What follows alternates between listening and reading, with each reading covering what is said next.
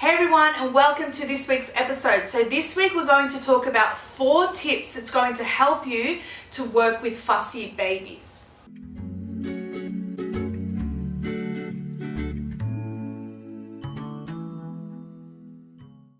Tip number 1 is always check the temperature in your studio or the space that you're shooting in. Only because babies are usually very sensitive and usually colder than what our normal body temperature is.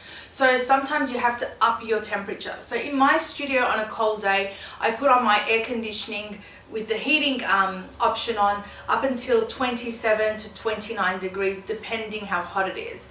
If I have the baby wrapped, I might lower it a little bit, but usually as we're undressing the baby and getting the baby wrapped, I do make sure it is nice and toasty and warm before the client comes in. So it's really important to understand that babies get colder more than we do, so it's important to actually have the area that you're shooting in, photographing the baby, is nice and warm for them as well, to feel nice and comfortable.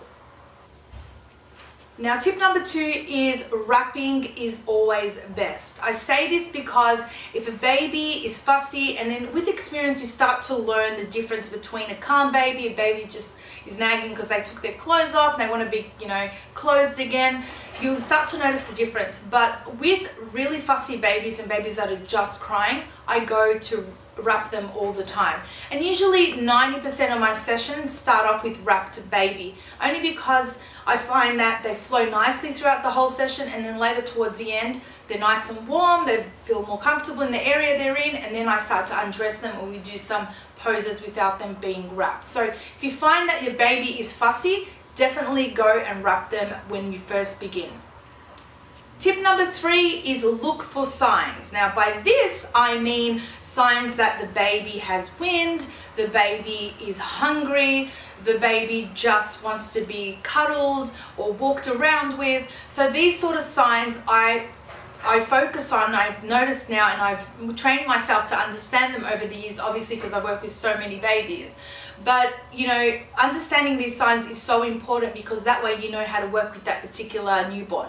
So if the baby wants to feed every now and then, I always do say in my session information to get to express or have a bottle if they're using formula, to actually give the baby top-ups throughout the posing and throughout the session, because this helps. Other signs could be that the baby just has wind, so you might want to avoid unwrapping them and having them wrapped. Or maybe just, be very gentle with them and try and avoid to move them. So looking for signs and understanding them is really essential. And tip number 4 is essentials that will help. Now, essentials can be anything that you've used that's helped you in the past. So this is important to put some of this information, that particular essentials that you don't have on hand that the client should bring with them, put it in your information pack when they book you and they want to come in. So things like, I always say, if the newborn doesn't take a pacifier or a dummy, please just bring one in. I know the newborns are just new, they're only pretty much 10 days old, so parents don't know if the baby's going to take any, but I say we just bring them in to try and use it to settle them between every transition of a pose, or every time we unwrap them and wrap them. That will help instead of always feeding them. Also, things like a bottle, extra milk. So I always tell clients to bring in extra milk if they're not breastfeeding, or if they are breastfeeding, to express and have some in a bottle. That way we can use that when we're transitioning the baby from one setup to another, rather than taking the baby out of that pose or that wrap and having mum to actually breastfeed them. So that will help as well. Other things like a heater on hand. So if you don't have a installed heater, a good external heater like a foot heater to have on hand if you're unwrapping the baby, doing some naked poses.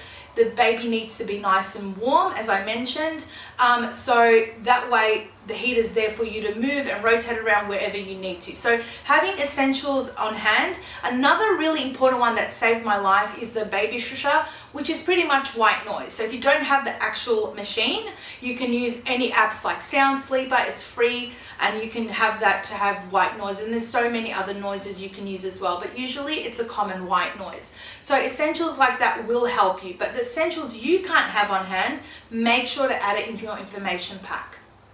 Okay, so that's it for this week's episode. I really hope you enjoyed it.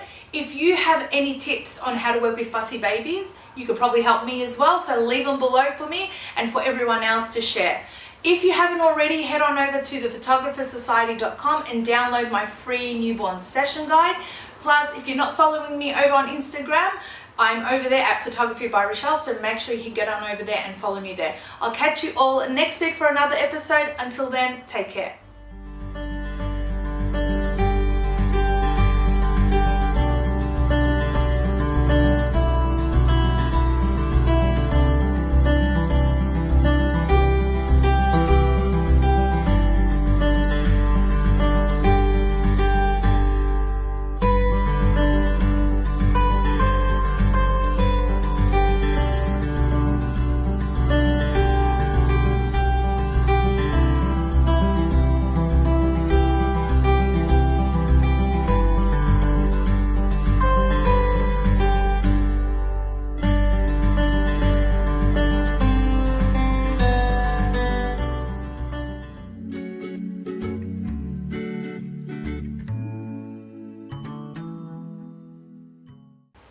Tip number 1 is always check.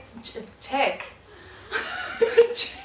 not tech. I told you there's something wrong with me. Okay. At least we have fun, don't we, when we're doing these?